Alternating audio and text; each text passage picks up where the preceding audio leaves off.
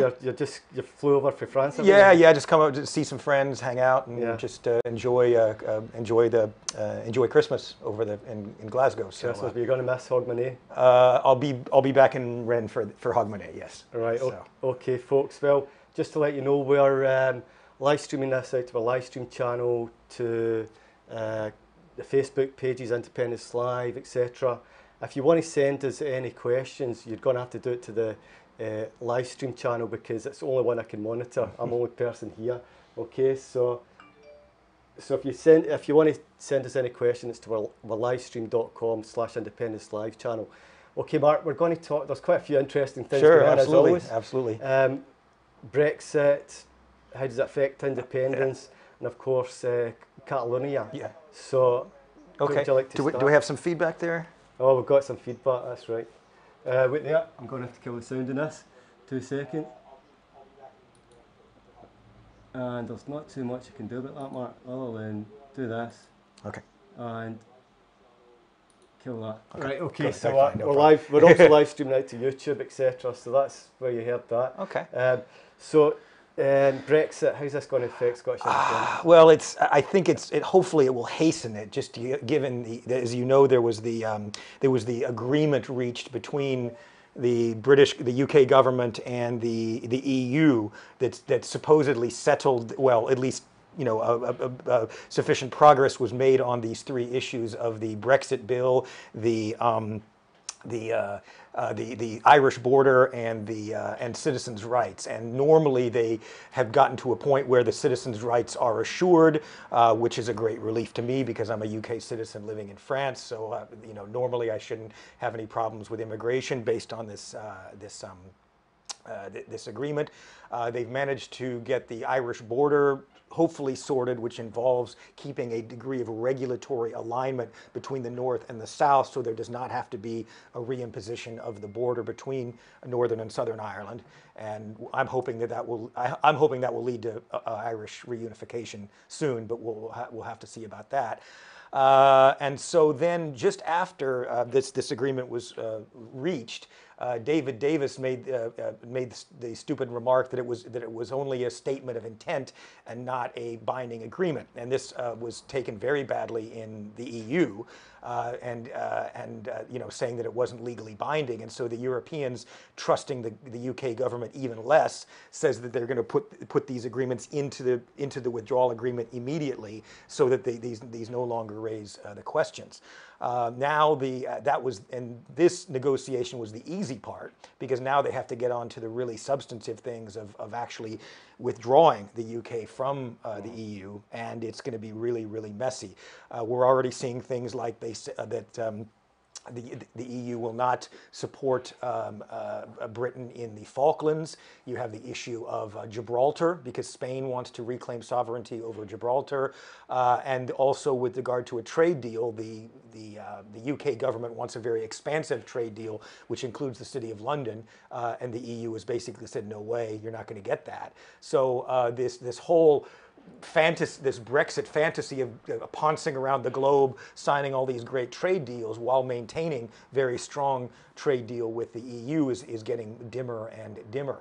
And so what I think with regard to Scotland, I think that just given the very this resolute incapacity to remain in the single market, and to keeping these quote unquote red lines that were imposed by the British government, and that is what is restraining them. If they had said that they would remain in the single market and these types of things, this could have been dealt with much more easily. But Theresa May has made these speeches. We're not going to be subject to the European Court of Justice. We're not going to be we're going to control immigration, and we're going to be out of the single market and the customs union, so that we can, go back to, ruling the waves and of the great days of the British Empire and signing trade deals with everybody,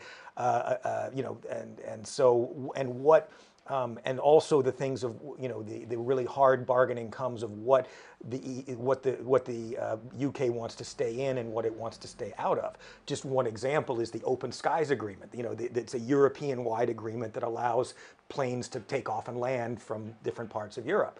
And if the UK is out of that, then it's quite possible that there won't be the legal infrastructure in place just to allow planes to take off and land from the UK.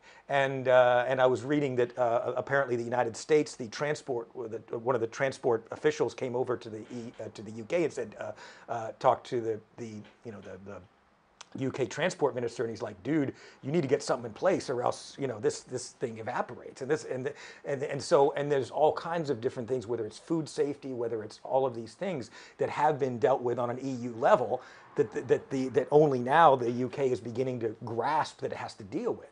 So imagine that they're out of all these trade deals. Because there's, I think, that 57 trade deals with different that the EU has with different countries, and so replicating that, and even when you have different, and so if the EU is out of this legal structure, and they want to sell their products wherever, they have to get, they have to make individual agreements with all these different countries in order to be able to sell it, and which could take centuries. I mean, if you take how long these things take to negotiate, and of course the UK will be in a much weaker position. And when it's in the EU, it's half a billion people, 500 million. The UK is. They're obviously going to need all these extra staff as well. To deal with exactly. The UK does not have any trade negotiators. They haven't needed them because it's been done on an EU level. Same with all of these things. And they say, oh well, the EU is there's so much red tape. It's so bureaucratic. So Britain doesn't have to be, or Britain and the other countries can be much less so, because these things are dealt with and regulated on a European-wide level. But all the Brexiteers, they just want to tear away so that they can lower food standards, make it into kind of a Singapore. Low tax, low regulation, low workers' rights. I mean, all of these, protection, these worker protection. Exactly. To attract investment, to desperately attract investment, even though, but things like workers' rights, the workers' rights directive that could be gone. All of these things that people don't even think about, that protects them in their employment, and all of these things will be gone. The UK will no longer be bound by it. I think that my own view is, with regard to a date of a second referendum, when at the last conference, Nicola Sturgeon said that they basically said there would be one, but I know that she's not wanted to bind herself to a date yet, and so they've been relatively quiet about that. I mean, there's people speaking about somewhere, but basically between September of 2017 and early 2018, somewhere in that 6-month framework, and. Another part of the agreement that was accepted was that for a transition period that would begin in March of 2019, at least for 2 years, that they would remain aligned with all of these, with the EU rules, and be subject to the European Court of Justice, even though they would not have a seat at the table to make it. So, so that has been argued as a good thing, because that would allow Scotland to even have a vote and begin the process of disentangling itself from the UK, assuming there's a yes vote, and then remaining under the single market rules as it goes forward, so that presumably there would be a seamless transition, and that Scotland could simply remain in the EU and perhaps become a member state, but that has yet to be seen. I mean, I have my own, and I know that there's been a lot of, controversy about the Catalonia, about the EU with regard to Catalonia, and because as you're probably aware, they had the referendum in Catalonia on the 1st of October. I'm sure most people have seen the scenes of the police beating voters and confiscating ballot boxes as if they were tons of cocaine or something like that. And so then we had the process after that, whereby they declared independence, and then then after they declared independence, I believe it was on the 27th of October, several of the Catalan government basically went to Madrid and were jailed, and then 5, including President Puigdemont, went to Brussels and were seeking asylum in Brussels. How many are still in prison? Is it just one? 4, I think. There's two of the members of the government, Junqueras and Forn, who was the interior minister, and the 2 Jordis, the leader Jordi Sanchez and Jordi Cuixart, who are leaders of the ANC and the Omnium Cultural, respectively. And so there are 4 in jail. No bail, no justified reason why they should remain in jail, other than the idea that they would express their political opinions if they were to go back to Catalonia. So they're clearly political prisoners. I mean, you can't say that they're in any violent crime or anything, and they're only in prison because of they're expressing their political. Through expressing their political convictions. I don't know what you think about. I mean, the EU haven't exactly covered themselves in glory. No, yeah, it's their handling of Catalonia. It is shameful, and it makes you wonder. For Scotland, because during the campaign, during the 2014 campaign, oh well, you won't be able to stay in Europe. They're not going to like it if you leave the UK. The UK's their best buddy. I think that for Scotland, this is in a completely different context, given Brexit. I mean, obviously that changes, but the treatment of Catalonia, where basically, despite these repressive measures, they had a couple of weeks ago, they had a demonstration in Brussels. 45,000 people, or Catalans and other and supporters, the biggest rally in Brussels history. So that certainly got their attention. But from the point of view of the European Commission, they've said, it's an internal matter. We trust Rajoy, to deal with this under their constitution, blah blah blah. So they don't want to get into it. At the same time, they're very critical of Poland and Hungary, especially. And I think with Poland, they're especially. I think it's with Poland that they're especially critical over the lack of the separation of powers between the judiciary and the legislative, or the government. And I mean, that's and that's exactly what the big difficulty in Spain is that basically the government can say to the judges, I mean, they have judicial police that go around. It's not like you have a separation of executive and judiciary. They basically, the government says, we don't like what they're doing. Court, go after them. Put them in jail. So there's so much political influence over the judiciary in Spain. It's absolutely scandalous. But the EU still maintains that. And so I obviously followed this quite closely, and so I don't know why they're so silent on Spain and so critical. I mean, you could say, well, we respect their constitution. Well, yeah, but you're criticizing Poland and Hungary too. Yeah, I mean, EU human rights. Yeah. EU court. And, yeah. This has been taken to the court, has it? Well, I think it's been taken. There have been some appeals to the European Court of Human Rights, which is actually not part of the EU. It's part of the Council of Europe. But how the decisions are made and how binding, what they can actually do is I think that the biggest power they have now is just public opinion, and because they will be holding another election on the 21st, just in a couple of days. And so basically, the Article 155 of the Spanish Constitution allows the central government to impose itself on and quote unquote give instructions to the regional parliaments like the Catalan Parliament.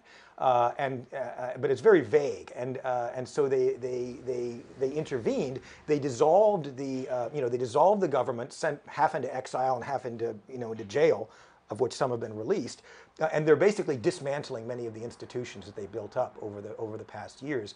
And so Diplocat, which is their sort of diplomatic service, they're trying to dissolve that, even though it's not totally under the the Catalan government, so there's some legal questions surrounding that.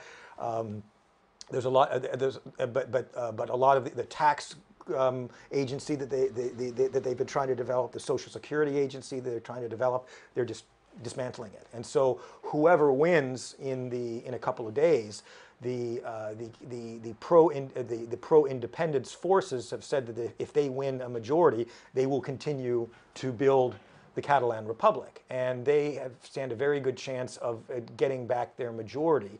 And so, but the election itself has been, it's supposed to be free and fair, but this is a perfect example of that crystallizes everything that's wrong. Everything that's wrong. Okay, in the campaign, you have the central. The electoral authority, and then you have the one in Madrid and you have the one in Barcelona, and so they have, and I think that the one in Barcelona has been more permissive in certain ways. But for example, the people have taken to wearing a small yellow ribbon in support of the imprisoned government members, and so the electoral authority has banned the color yellow. Or these ribbons, and even the color yellow in a few examples. So, for example, on many of the Catalan institutions, they've been putting many yellow ribbons, and the police and the Spanish authorities have forced the Spanish police to go in and take them down. They had a Christmas tree that had yellow ribbons on it, and then they went in and they put a cover around the Christmas tree that has the yellow ribbons on it. They were illuminating fountains with yellow light, and they banned that. I mean, it's just insane. And for example, the released prisoners, the released government ministers, they cannot say that they're a member of the government. If they say that they're a member of the government, back to jail. So it's not like somebody gets out on murder, and if they hurt someone else, then sure they'll be back in jail when they're on bail. This is if you say something, if you make an expression of something, you're back in jail. I mean, and again, that just crystallizes what the restrictions on the freedom of speech and why there is such an overwhelming desire for Catalonia to become independent. It's worse than for the Scots. I mean, in that way, certainly. These other kind of replica institutions were setting up for independence. They're all, as you said, they're all gone. They're broken. What can they really do? That's a good question. I don't know exactly. I mean, I know that because what they did was they got rid of the government, and then all of the corresponding ministers in Madrid would be responsible for that, including Sánchez de Santa Maria, who's the vice president under Rajoy. She was, held to be president of the Generalitat, but the degree to which, I know the Catalans have planned this, and I know that they knew that this would probably happen, and so I'm sure they designed the institutions in such a way that they could be protected, because the people in Madrid don't know what they're doing. They can go in and with a hammer and try to bash stuff up, but they don't necessarily know how it's constructed, where the. So I don't know. All I can say is that I believe that they constructed them in such a way that they could be protected if when it seemed quite likely that there would be something like this where the Spanish authorities would come in with such force. But until there's so they want to. They want to have they want to see to try to get a constitutionalist or a government elected, but they probably won't. What happens if and when, very likely, that there is a pro-independence majority in the Catalan Parliament after the 21st of December? We'll just have to see. But I know they're going to continue to construct the Republic, and with all of the forces. I remember speaking to a good friend of mine who was a member of and she was just looking, she thought it would take 5 years, after, I don't know at what point that was to begin, but she thought that it would, she anticipated that once independence was declared, it would probably take 5 years before there was a functioning, independent republic, because of the resistance. This isn't a surprise, really. No, they're in it for the long haul. They've planned this out for a while, and they knew that they know the Spanish government well, and they know what they knew what they were in for when they started, and they planned it out, and unfortunately there's the the old adage of if you're a boxer and you have a strategy, it usually lasts as long as the first time you get punched in the face. So maybe there's some of that to it, but I do know that they've planned quite extensively, legally, how they would make the transition down to the last detail, but enacting it, it's gonna take time, and it's not gonna be easy. But independence for them, it's not necessarily a moment in time, it's very much a process, and the Spanish government wants to go in and wreck it, but you can't wreck hopes and aspirations. How many people do they want to jail? How many times do they want to take over the government and call for another election and then lose and then as they're doing this, constitutional vandalism, people are, Europe is watching. I mean, maybe not the European Commission yet, but people, every time there's these flare-ups like there was on the 1st of October, people are like, Spain, dude, are you okay? I mean, I think there's a problem there. I think, and I think it requires a political solution, not a police solution. And I think that but the degree to which it's covered, the degree to which it's covered, it's not really covered that much. But maybe that will, be more. We'll see. Another interesting one is Corsica, just the island that has been, part of France for several centuries, I think. They just they just in the last few weeks they made a deal with they've had a very violent they're like the Basques in having a violent struggle against French French domination, and they proposed, I think under Hollande, the former president, that they would do a kind of a merger of the different government institutions, because normally there's the territory and the department. And so I think they've merged the two territories in the department into one kind of government of the of Corsica, and they just elected a pro-independence majority, strong pro-independence majority, or at least more pro-nationalist, whatever you want to call it, and the French government, they're willing to speak to them and work it out. I mean, and for them, independence wouldn't be tomorrow. They're looking at maybe 10 years kind of thing. What they want to do is prove that they can govern properly. I know that they want to adopt a statute of autonomy, which is kind of their own constitution, and prove that they can do it properly before. And they've said that we will not have independence until a majority of people in Corsica want it. But it just very quickly, it does show that there is different reactions. I mean, for all the France has reacted much more civilly than the Spanish government has. Yeah, so, I just wondered, would France let them go that easily? It's different. Each case is different, but it was. But Corsica, it was brutal. I mean, there were some murders. Not that long ago.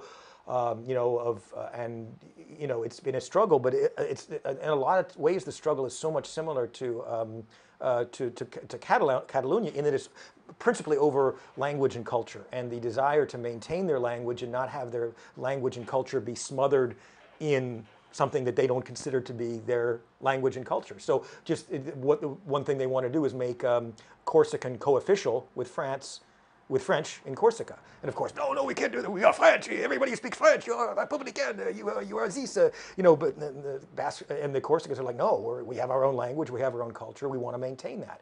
And I think that's the case for a lot of the, kind of the stateless nations around Europe, whether it's the Flemish, the Corsicans, the Basques, the Catalans, and others as well. That there's, as the nation state has been constructed over the past 100 years, it's so often been at the expense of these different language and cultures, and those that have been able to maintain it want to preserve it. Crushed. Perfect example. One way to absorb another country is to try and crush their culture. No, exactly, and discriminate and say, well, if you want to, if you're in the UK, after 1707, people in Scotland, either if you didn't learn English, then you were often relegated to poverty. And so there was the people who spoke Gaelic were poor, often because if they didn't speak English, they were not under the same legal structure, because of course the laws were in English, the education was in English, and so and that's been part of quote unquote nation building in so many of certain Europeans, if not other countries as well. The Americans did the same thing with the native Indians. And the ones they didn't slaughter, they would take them when they were children, like 2 or 3 years old, stick them in schools and learn English, and only let them out when they were like in their teens.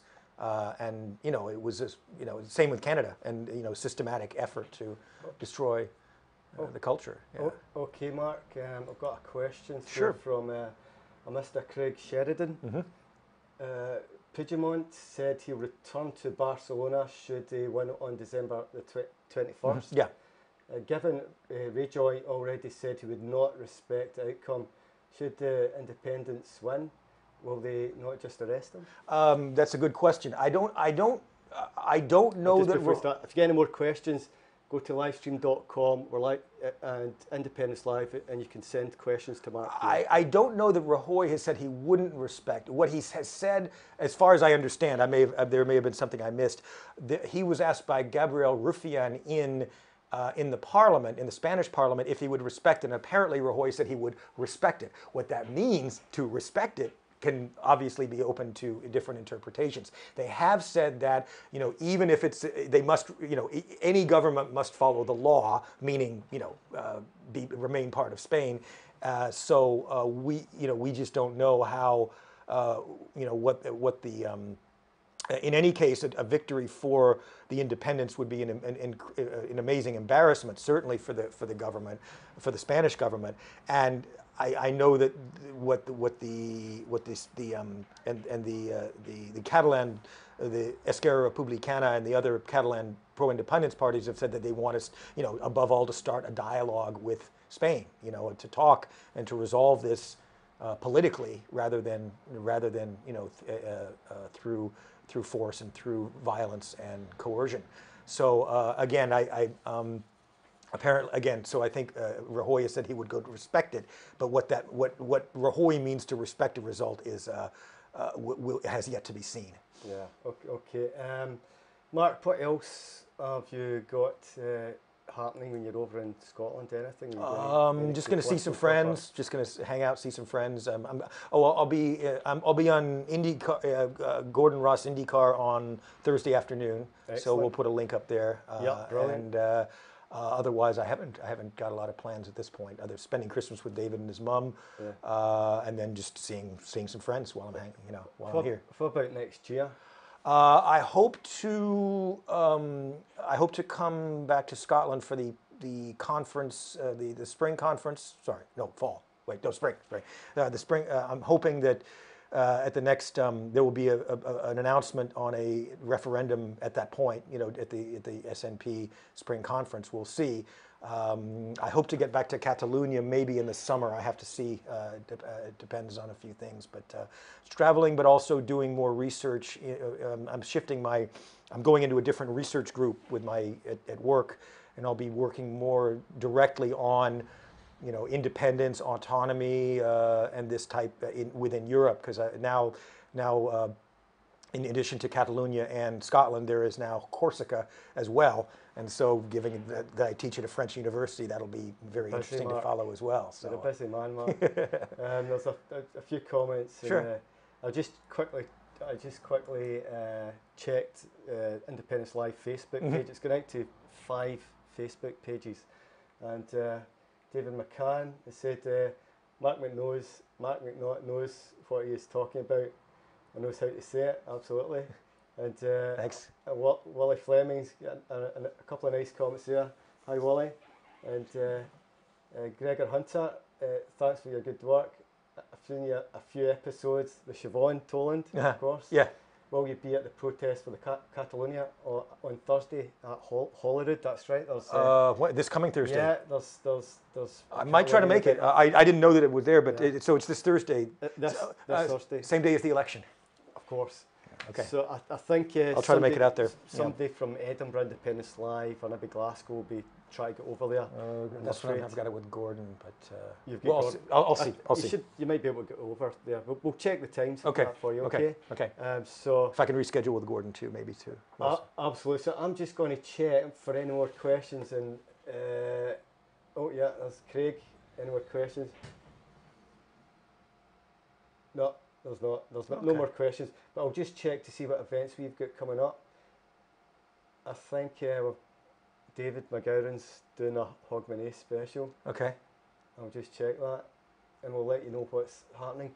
So there's Hogmanay, something in Hogmanay. We've also got Hogmanay Alba Fest live. So David's going to Barton, I think it's Stirling, and the big night in. That's in the January 25th. Another big night in. Hopefully we'll have. Will that be here? Yeah, that'll be. Okay. I'll be through. Maybe I can participate through Skype. It's all possible with the technology we've got. I mean, look at how many cameras you got here. I mean, we got to do a pan. We could do a pan for all the cameras you got here. But yeah, we've got multiple cameras set up in here, doing a lot of tests in this little yellow room. Art colour for Catalan, of course. But the Spanish police are going to come in and spray paint it black. Spanish through the bricks through the window. And yeah, so we'll be through next door in the studio. So every time we do these events, we get a bit better. I mean, we totally threw this together, didn't we, Mark? Yeah. You know, with cameras, cables everywhere for the testing. But we managed to get it done. It was quite a good experiment. Hopefully, we also did it to YouTube. And we could hear the sound coming through the laptop. Yeah. I had to kill the sound. Yeah. So I don't know if that affected the live stream out to YouTube and Twitter, Periscope, but we'll check that later. You know, what started out with Derek and an iPad has certainly grown. That's right. Yeah. The iPad. Yeah, my brother gave us an iPad and we used that to do our first live stream at the Glad Cafe. But yeah, so hopefully, you know, Indy Ref 2, Scott. I think this next year is going to be awesome for in a lot of departments. I think, you know, assuming I can come back next year, I think we'll be having a very different conversation, and it will be. I think in a year's time we will either have had an independence referendum, or will it be within weeks of having an independence referendum? So I think that's pretty much the thinking. But there's no question that it has to be before March of it has to be before Britain leaves, or else you know, once that there's that, you know, that line where the UK is no longer under any EU laws, it could be too late because they can do anything they want. A couple of other interesting developments is within Westminster there was the big brouhaha over the laws that were passed with the help of the Tory Brexit rebels.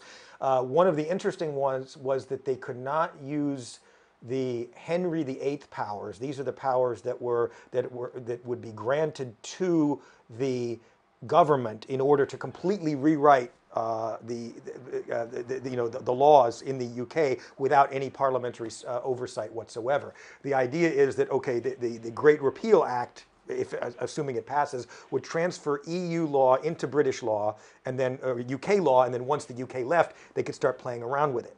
You know, whether they could, but I think that luckily, I think what this law does is it makes it so that there has to be an approval by the Parliament of this before they can use these powers. So that would presumably put it till after the date, and so that's a good thing, because if they could do it, if they could start using these powers before even exiting, they could, you know, get rid of the Scottish Parliament and do these other things beforehand. You know, I won't put anything past Westminster, so, you know, who knows what they do, but I do hope that safeguard at least protects Scotland up until the March the 31st of 2019, so that we can, you know, Scotland can get the hell out of there before the shit hits the fan. I mean, the other thing is, of course, you know, if we do it, when we get Scott Ref, the next Indy Ref 2, and if we do get a yes vote, right? We're not immediately going to get into the EU, will we? Well, what another thing? Well, that's an interesting question, and you know, given the Catalan situation with Europe and whether, you know, because you've had conflicting statements. For example, Guy Verhofstadt, he said at least twice. He said once, "Oh, Scotland can be a member if they're independent, no problem." And also he said during the debate that the EU can't afford to lose Scotland, you know, for a variety of reasons. So, and I know that I'd really love to know more about, because I know that Nicola Sturgeon has been coordinating very closely with the Welsh government, the Irish government, maybe not Northern Ireland so much because they don't have a government right now because their power sharing arrangement hasn't been renewed. Probably that's partly deliberate as well.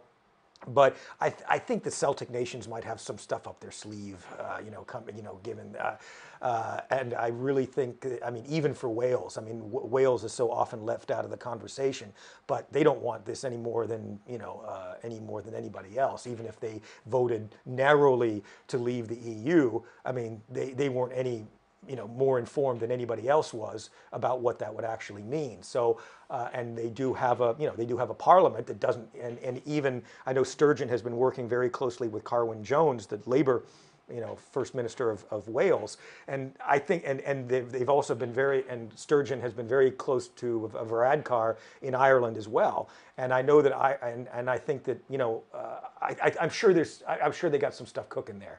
I don't know. We'll find out what it is in time. But Ireland,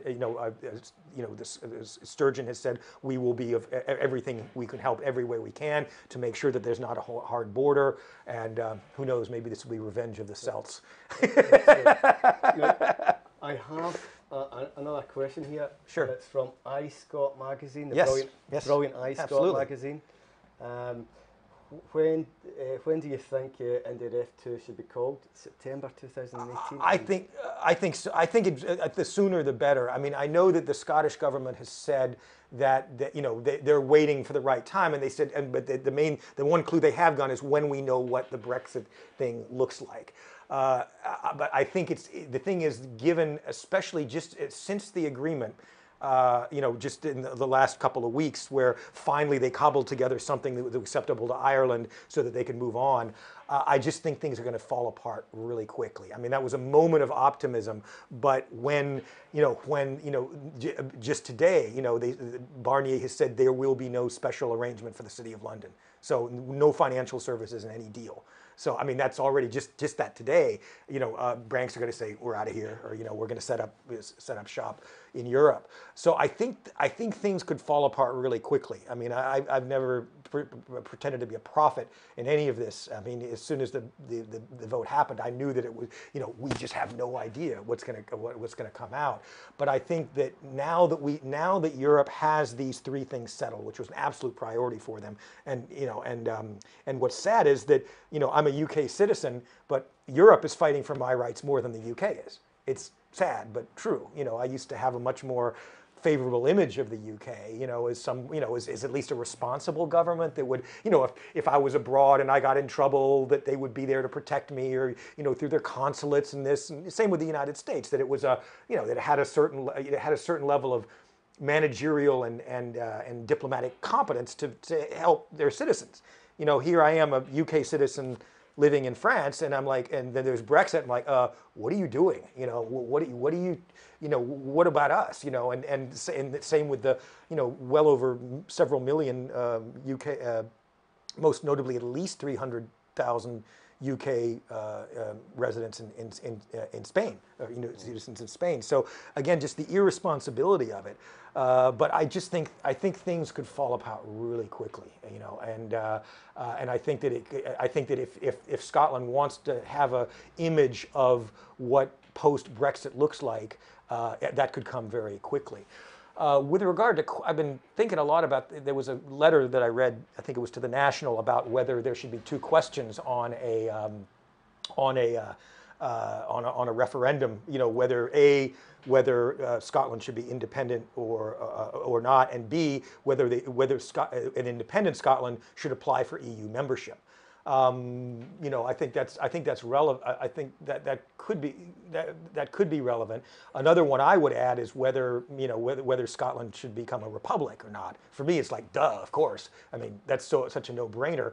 And so whether or not, maybe a second question, where should Scotland be independent, and should it, and if so, should it be a republic or stay with the monarchy? I would think you could just eliminate that and just go straight for republic.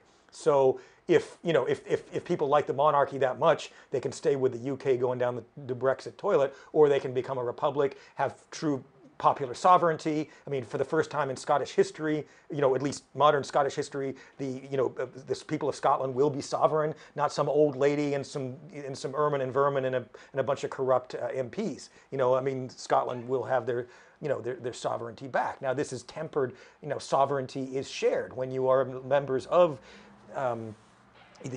when you are members of the EU and other. I mean, there's no such thing as absolute sovereignty in this day and age, and you have to share sovereignty in certain ways. You know, in order, this pure sovereignty that goes back to, you know, I don't know whether you like post, sort of an 18th century notion of it is completely irrelevant in this day and age. So, but I think, so I think it should be September. I mean, I know some are pointed to, I know Peter Bell is pointing specifically to the 20th of September, trying to get that date to have some currency. But I think that would be a good time. The closer it gets to Brexit, and I think that, so if they announce a date in, let's say, March, at the time of the next SNP conference, that'll be about 6 months for a campaign, which I think is a good frame, because I mean, imagine trying to organize a Better Together campaign now. I mean, who would they get? I mean, you know, Michael Forsyth, Jacob Rees-Mogg, you know, oh, Scotland, yes, you should stay with us, yes. Yeah. We're about to set off to the Empire again. Don't you want to come with us again? You benefited so greatly from it last time, you know. I could only imagine what Project Fear 2 is going to be like. Yeah. Pretty grim. Okay, I've got a comment from Craig Sheridan again. Sure, great. It's got to, thanks, Craig. Got to do it before the Brexit deadline for sure. Yeah. We need to do it while we have EU protections. The Brits will try to force us to put it off until the other side of March. I agree with that. I agree with that. Yeah, I think September's better. I think some have said like early 2018. I think that's too close. I think that's too close to the Brexit date. I think September is better, but I totally agree with that. It can't be past. It can't be after the Brexit date. There's no, and because once the UK, even if there's this transition period where they're supposed to be following EU law, you can't trust them. I mean, if one thing that Westminster has shown for, you know, since its existence, you can't trust them. So.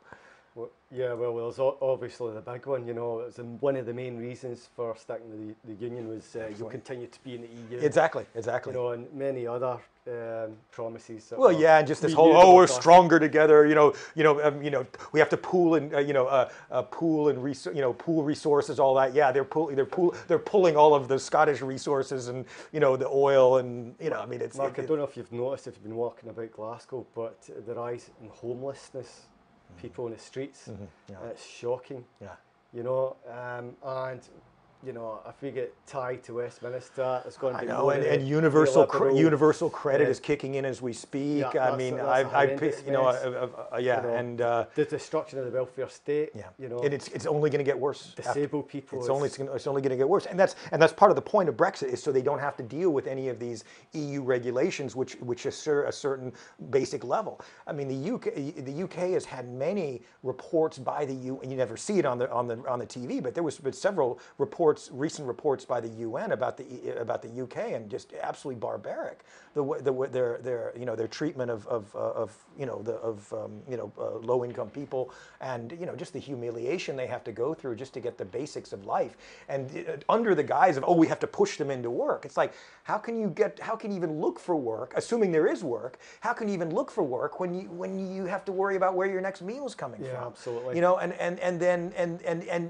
so they get pushed into into these 0-hour contracts where there's, and it's only going to get worse. There's somebody that works for Independence Live, and he's in 0-hour contracts, and it's pretty grim listening to what he's going through. But yeah, for sure. So there's a lot to be worried about if there's another. If you don't get out of here next time, it's going to get really grim. I mean, and it's the same. Unfortunately, it's the same in the United States. I mean, it's the same. The whole Trump Brexit is very similar in the way I see it. We haven't even talked about Trump. That's a whole. I don't want to get on. I don't want to. But just to point out that it's very similar because right now Trump, the billionaires before they saw him as an idiot. Now that he's in office, he's a very useful idiot because he'll put in anybody that they want to do. So they put in this woman Betsy DeVos as head of the education. She's part of a billionaire family that's been trying to dismantle public education, privatize education throughout the United States. It's the head of the EPA, the Environmental Protection Agency, is pro-fracking, and he's completely bought by the fossil fuel industry. Every cabinet nominee is controlled by the industry that they are supposed to, or bought by the industry that they purport to regulate, and so they're going to make it even easier. And it's the same in Britain. That's what they're trying to do. They're trying to remove all of these basic rights, all of these basic regulations that makes your air clean, your water clean, your work, paying a decent wage that you can live.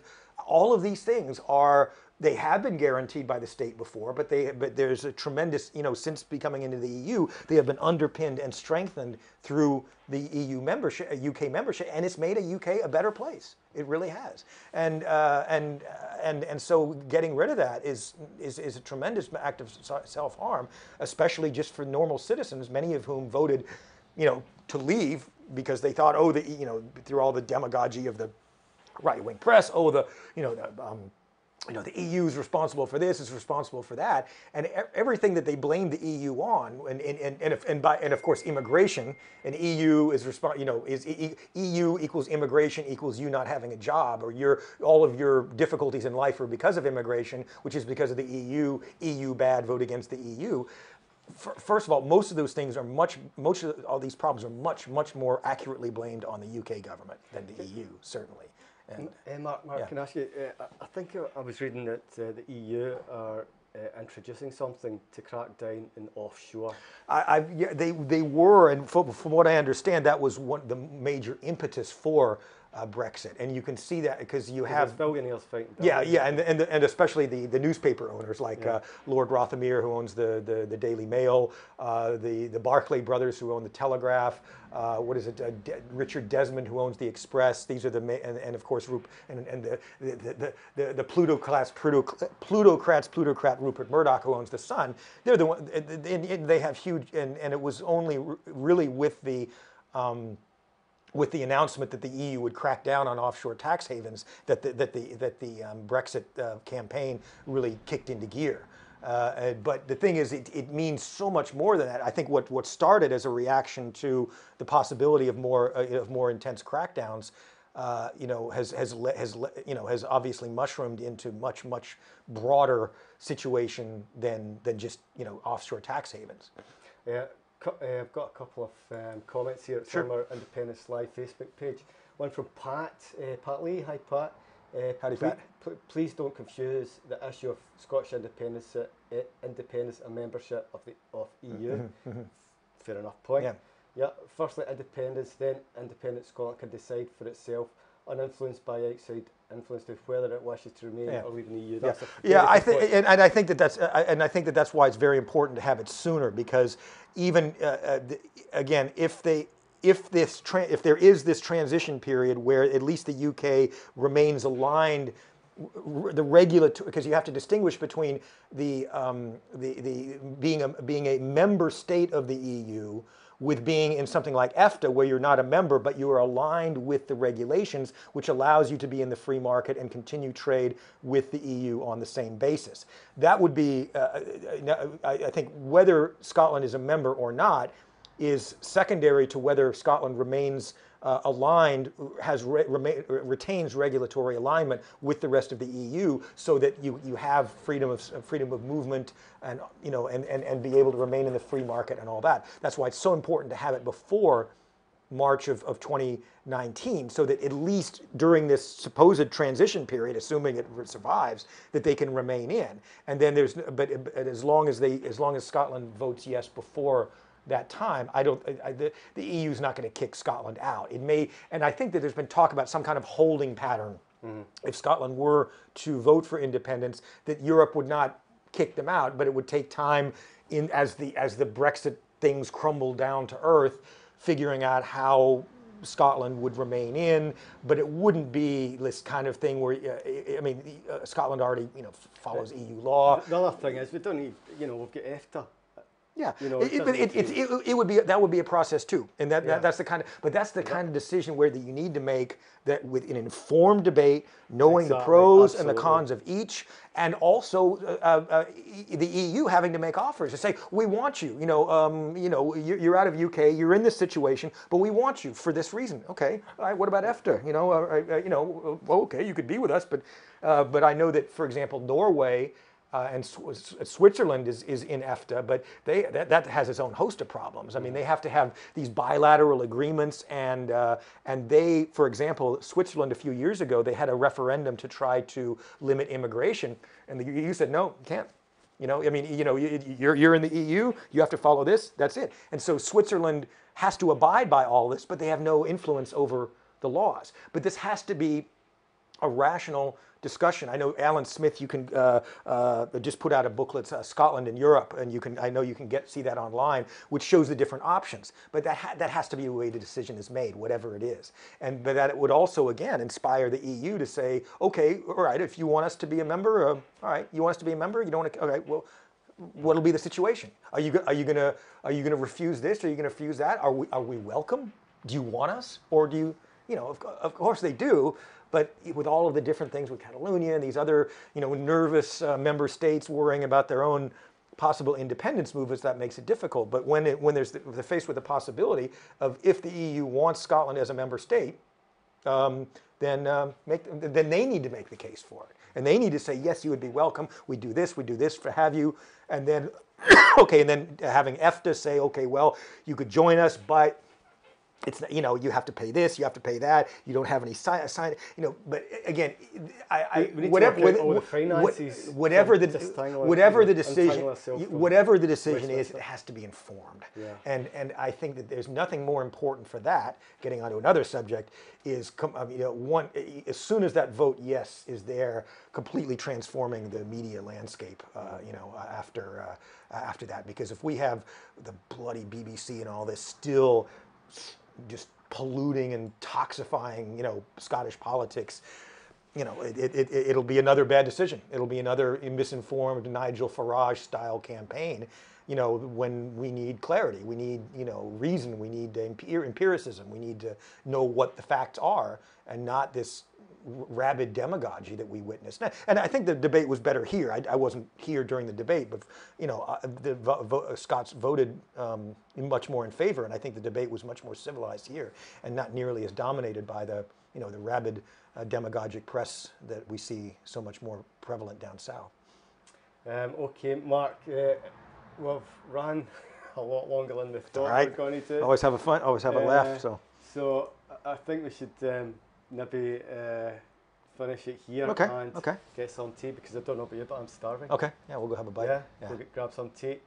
Okay, folks, it's been great having